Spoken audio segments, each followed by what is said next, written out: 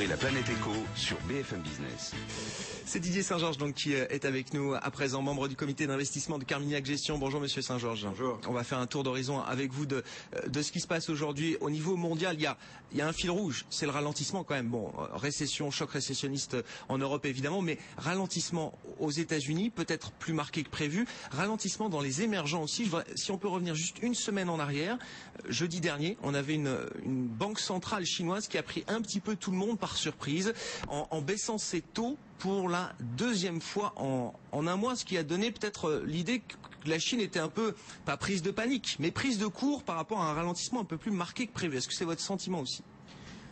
Que le ralentissement se poursuive, c'est vraiment très clair. Vous savez que les statistiques officielles doivent toujours être confirmées par de très nombreuses vérifications sur le terrain, sur différents indicateurs qui sont plus fiables que les chiffres officiels de croissance économique. Et il est très clair qu'en Chine, on a l'accumulation de l'impact du ralentissement dans le monde développé via les exportations, le ralentissement des investissements à cause du secteur immobilier. Et là, les autorités chinoises sont très claires. Ils vont continuer de faire baisser les prix dans l'immobilier. Et tout cela est seulement compensé par ce coup de pouce permanent qui est donné à la croissance domestique. La résultante de tout cela n'est pas très facile à calibrer, mais il est très clair que le ralentissement est important. Le point clé, c'est de se dire que pour la Chine, ce ralentissement n'est pas du tout catastrophique, il est tout à fait gérable. Et d'ailleurs, il y a un argument historique qui consistait à dire que la Chine avait un besoin absolument vital d'une forte croissance. Bien sûr, on disait 8%, c'est la limite, c'est ça En deçà de 8%, la Chine avait des problèmes existentiels. Ce n'est plus vrai. Quand vous raisonnez sur les 10 prochaines années, compte tenu du vieillissement de la population, tout simplement, la population active qui vient sur le marché du travail, aujourd'hui, peut être absorbée par des taux de croissance de 6-7%. Donc aujourd'hui, il faut avoir en tête que la cible pour les pouvoirs publics chinois, ce n'est plus 8-9%, c'est plutôt 6-7%. D'ailleurs, vous le savez, dans le plan quinquennal, l'objectif c'est 7%. Donc oui, il y a ralentissement important. Pour la Chine, il n'est pas majeur, problématique, et il est géré petit à petit. En revanche, c'est beaucoup plus un problème pour l'Europe. C'est un petit peu le paradoxe.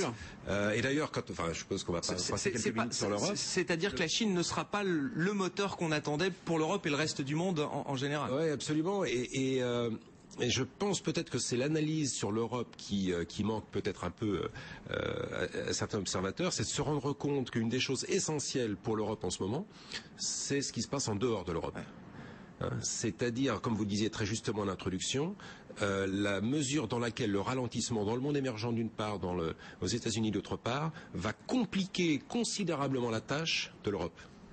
Demande extérieure qui s'affaiblit et qui va compliquer encore la donne pour des pays aujourd'hui qui sont en récession.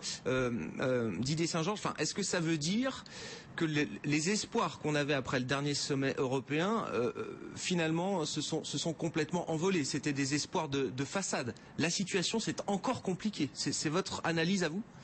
Oui, alors la conclusion du sommet, c'est un petit peu surréaliste. Y voir pour la 19e fois, je crois, la solution ultime au problème. On n'y a pas cru une seconde. Peut-être de ce point de vue-là, la clé, c'est de bien prendre la mesure de ce que sont aujourd'hui les forces déflationnistes en Europe et de se rendre compte que même avec des initiatives pleines de bonne volonté des membres de l'Union européenne, on est très loin du compte. C'est-à-dire que on a en Europe aujourd'hui un secteur bancaire qui ne fonctionne plus. Il n'y a plus de croissance des crédits au secteur privé. Croissance zéro aujourd'hui. On est arrivé à ce niveau-là.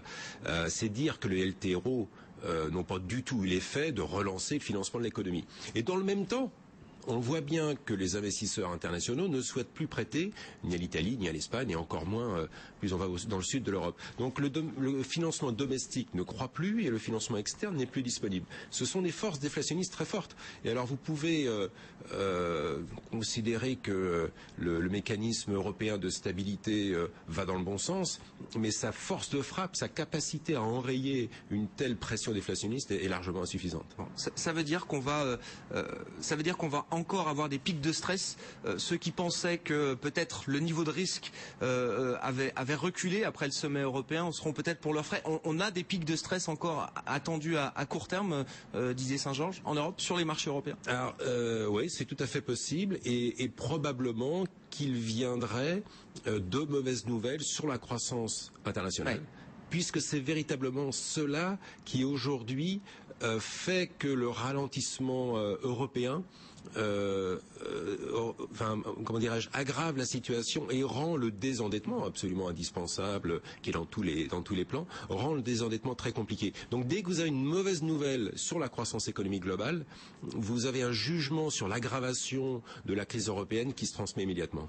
Qu'est-ce qui poussera la BCE à agir, Didier Saint-Georges? On a eu un discours de Mario Draghi et c'est sans doute ça qui a été le point de déception majeur. On attendait qu'il ouvre des portes sur de nouvelles mesures non conventionnelles, que ce soit des liquidités à bon marché pour les banques ou que ce soit des rachats de dettes souveraines sur le marché secondaire. Au contraire, il a fermé toutes les portes en nous disant très clairement ça ne marche pas.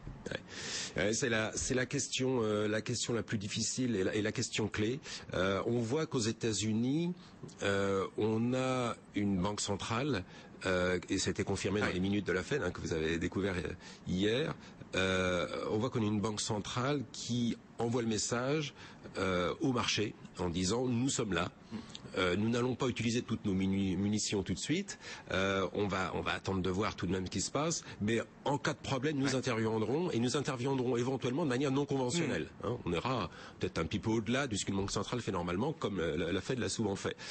On n'en est pas encore là en Europe. Donc, on n'est plus dans le déni comme on était il y a encore un an, mais on est quand même dans une sorte de position où la Banque centrale européenne a les mains relativement liées et l'on peut craindre, mais ça garde une forme d'espoir quand même, mais on peut craindre que la Banque centrale ne puisse intervenir de manière véritablement puissante qu'en cas d'aggravation forte de la situation européenne. Donc, c'est-à-dire quoi, des taux espagnols qui pourraient monter jusqu'à 7, 7,5, 8%.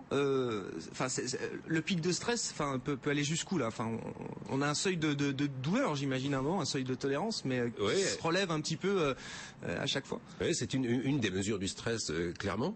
Quand vous êtes une banque centrale également, ce que vous regardez, c'est la masse monétaire, la création de monnaie dans l'économie. Aujourd'hui, il y a destruction de monnaie, puisque le crédit privé aujourd'hui est en contraction. Et donc, quand vous êtes une banque centrale, c'est un indicateur absolument clé. C'est un indicateur de déflation qui peut amener une décision. Donc aujourd'hui, sur le bureau de Monsieur Draghi, il y a ce type d'indicateur qui peut amener une banque centrale à elle créer de la monnaie pour essayer de compenser cette destruction de monnaie qui a lieu en ce moment. Donc c'est quelque chose qui est extrêmement difficile à lire de l'extérieur et c'est pour ça que nous, en termes de stratégie d'investissement, on est extrêmement prudent. Très défensif. Oui, on est très défensif dans l'immédiat parce qu'il n'est pas du tout certain que M. Draghi soit en position de prendre des mesures suffisamment convaincantes pour enrayer cette contraction du crédit. Bon, stratégie d'investissement, allocation très défensive donc chez Carmignac, toujours très surexposé au dollar et à la dette américaine, c'est ça ce qu'il faut retenir en termes de couverture pour vous aujourd'hui. Oui, alors déjà les taux d'exposition au marché actions qui sont très réduits dans l'immédiat.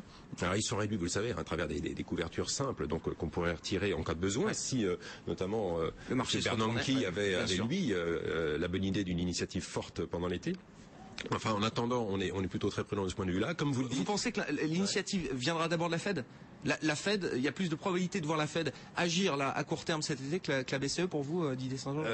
Il y a moins le besoin pour l'économie américaine, mais en revanche, on sait très bien que la réactivité de la Fed est d'une autre ampleur que celle de la BCE. Mais comme vous le dites, la monnaie peut être un levier important et donc on est, comme vous le dites, surexposé au dollar. Et effectivement, comme outil de gestion du risque, il y a également les emprunts d'État américains. On en avait parlé les mois passés. Il est clair que les emprunts d'État allemands aujourd'hui sont un outil de gestion du risque moins efficace que par le passé, parce que les taux ont beaucoup baissé entre-temps et que l'Allemagne se retrouve elle-même affectée par le ralentissement européen. Et donc les emprunts d'État américains sont un outil plus efficace aujourd'hui. Merci Didier Saint-Georges d'avoir été avec nous ce matin, membre du comité d'investissement de Carmignac Gestion sur BFM Business. Il est bientôt 8h.